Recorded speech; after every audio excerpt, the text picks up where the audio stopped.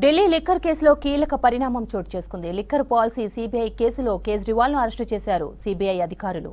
ఇవాళ trial court ముందు కేజ్రీవాల్ ను హాజరుపరచనున్నారు. కేజ్రీవాల్ కు ట్రయల్ కోర్టు ఇచ్చిన బెయిల్ పై స్టే విధించడాన్ని సమర్థించుకుంది ఢిల్లీ హైకోర్టు.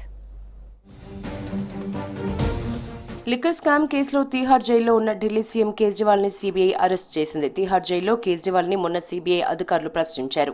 ఆయన స్టేట్మెంట్ ను రికార్డ్ చేసిన తర్వాత నిన్న అరెస్ట్ చేశారు. ఇవాళ కేజ్రీవాల్ ను ట్రయల్ కోర్టు ఎదుట హాజరుపరచనున్నారు. కింది కోర్టు తనకు ఇచ్చిన బెయిల్ ని రద్దు చేస్తూ ఢిల్లీ హైకోర్టు ఇచ్చిన ఆదేశాలని సుప్రీంకోర్టులో సవాల్ చేశారు కేజ్రీవాల్.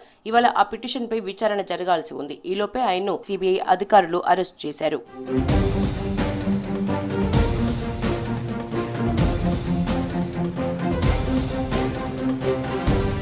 కేజ్రీవాల్ అరెస్టుపై ఫైర్ అయ్యారు ఆప్ నేతలు. సుప్రీంకోర్టులో కేజ్రీవాల్ పిటిషన్పై విచారణ జరగాల్సి ఉందని, ఆయనకు కోర్టు బెయిల్ ఇచ్చే అవకాశం ఉందన్నారు ఆప్ రాజ్యసభ సభ్యులు సంజయ్ సింగ్. బెయిల్ రాకుండా చేసేందుకు కేంద్ర ప్రభుత్వం కుట్ర పన్నిందని ఆరోపించారు. దేశమంతా ఈ కుట్రల్ని గమనిస్తోందన్నారు.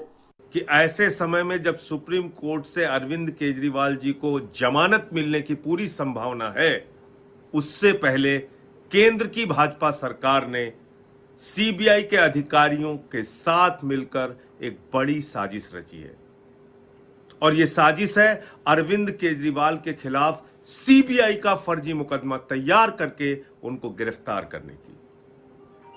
पूरा देश देख रहा है बीजेपी की जाति, पूरा देश देख रहा है केंद्र सरकार का जुर्म, पूरा देश देख रहा है उनका अत्याचार और अन्याय, और पूरा देश केजरीवाल के साथ खड़ा होगा इस अन्याय, इस अत्याचार, इस झूठे मुकदमे के खिलाफ।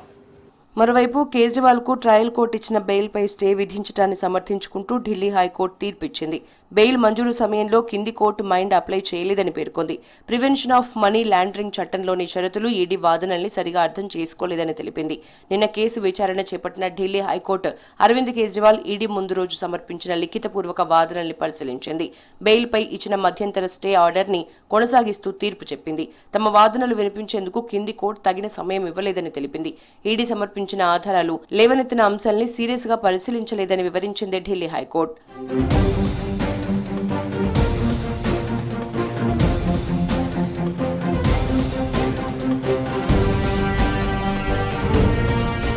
లిక్కర్ స్కామ్ కేసులో మార్చి 21న కేజ్రీవాల్ ని అరెస్ట్ చేసింది ఈడీ.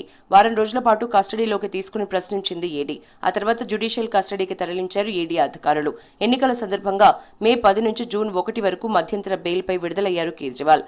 బెయిల్ ముగిసిన తర్వాత సుప్రీంకోర్టు ఆదేశాలతో తిరిగి జూన్ 2న మధ్యాహ్నం తీహార్ జైల్లో లొంగిపోయారు కేజ్రీవాల్.